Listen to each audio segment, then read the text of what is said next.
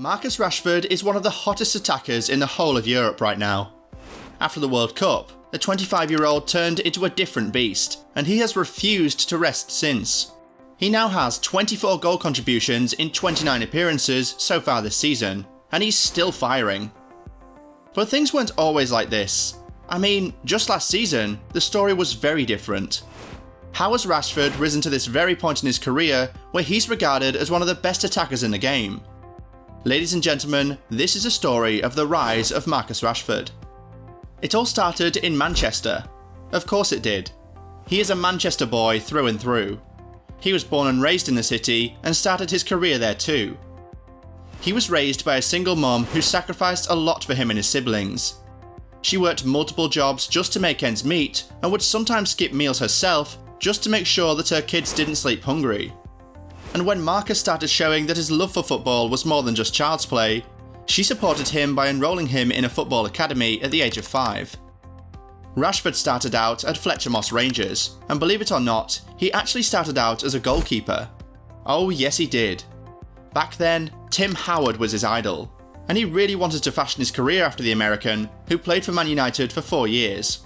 Little did he know that the football had a totally different plan for him. Another thing you may not believe about Rashford's career path is that it actually started with Manchester City. Yes, he had always been a United fan, but after 2 years at Fletcher Moss, he first went to City, trained there for a week, before then joining Man United's academy.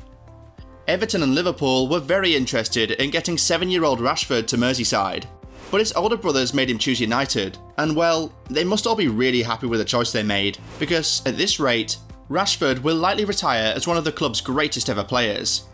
To have such a career with your childhood club is a feeling that cannot be matched. So he joined United's academy in 2005, but it wasn't all roses from there. There were some thorns too.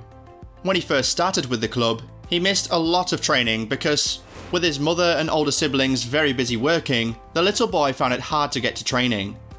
But thankfully, he had good people all around him who were always willing to help.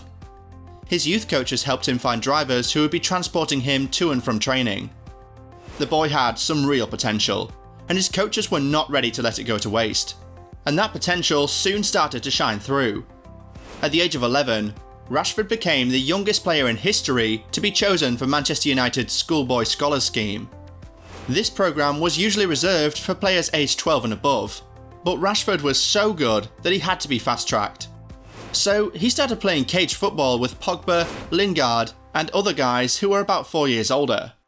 Oh, and by the way, at this time, the coaches at the United Academy had already taken him out of his goalkeeping position and put him up front as an attacker. Thank God for that. Now, let's fast forward to 2014, when he was just 16. The Guardian named him Man United's best prospect, and they said he had a chance to go all the way. As it turned out, they did not lie at all. That year was when Rashford trained with Man United's senior team for the first time under David Moyes. He did so well in that training that he started training with the senior team more regularly, and the following year, under Van Gaal, he was named in the senior team squad for the first time. It was a Premier League game against Watford, but he didn't come off the bench. He was named in the squad again the following week against Leicester, but he also didn't come on. As a matter of fact, he didn't come on that year. He had to be really patient, and his senior team debut finally came in February of 2016 in a Europa League game against Midtjylland. He scored twice in that game, making him United's youngest goalscorer in European competitions at the time. He was just 18. And you know what's crazy? He actually wasn't supposed to start that game. But Marshall got injured during warm-up and Rashford was immediately slotted in as his replacement. After that really good debut, Van Gaal knew that Rashford was due his Premier League debut, and he was determined to give him exactly that, big game or not. So, 3 days later, Rashford made his Premier League debut against who? Arsenal. But the teenager wasn't fazed by the magnitude of the game at all. He was involved in all United's goals that day, scoring 2 and assisting 1 as they went on to beat Arsenal 3-2. Man of the match performance in your Premier League debut? How many people can boast of that? The following month, Rashford began to establish himself as a big game player, when he scored the only goal in a keenly contested Manchester derby. With that goal, he won United their first derby away from home in the league since 2012. He also became the youngest scorer in the Manchester derby in the Premier League era. There was no doubt in anyone's mind Marcus Rashford was a star.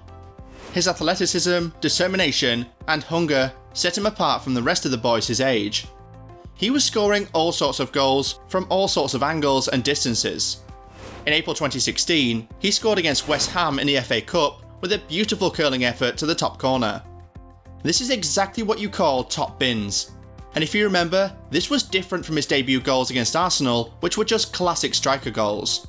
It was clear that he could be deployed anywhere up front, and that made him very invaluable. And he was also dubbed the debut guy by fans. He scored on his senior team debut, European debut, Premier League debut, Manchester United debut, FA Cup debut, and England's national team debut. Also, in his debut season at United, he helped them win the FA Cup, and then the Community Shield that same year. In 2016, he finished second to Renato Sanchez at the Golden Boy Awards. The following season brought him his first European trophy and yet another domestic trophy. This time around, he finished third at the Golden Boy Awards with Mbappe and Dembele the only players ahead of him. He would continue to do his thing for United, and he was given the number 10 jersey at the beginning of the 2018-19 season. A big number worn by legends at United, including Nistelrooy, Rooney and Beckham. But he wore the number really well. 23 goal contributions in 47 appearances that season, 34 in 44 the next, and 36 in 57 the season after that. He was really now that guy for United. It was supposed to be up, up and away from there, but he experienced a huge dip in form in 2021, and injuries as well as being overworked had a huge role to play in that. Rashford had played 148 games for Man United alone between the start of the 2018-19 season and at the end of the 20-21 season. In addition to that, he was suffering from recurring injuries to his back, foot and shoulder, which made ESPN report in April 2021 that the lad had not played a game completely pain-free in 2 years. He finally got surgery in 2021 after the Euros, and that ruled him out until October 2021. Speaking of the Euros, the missed penalty in the final, which was followed by incessant bullying and racial abuse from the England fans, must have done a number on him mentally. So, before you complain about how bad his numbers from the 2021-22 season were, make sure you put into context the situation of things that period. Anyway, after having properly recovered, Rashford resumed this season, showing how much of a big game player he is once again. He scored 1 against Liverpool, assisted 1 against Leicester, scored 2 and assisted 1 against table-topping Arsenal, before he went off to the World Cup and scored 3 in 5, despite only starting 1 of those games. And remember, one of those goals was the first goal from a direct free kick at the World Cup.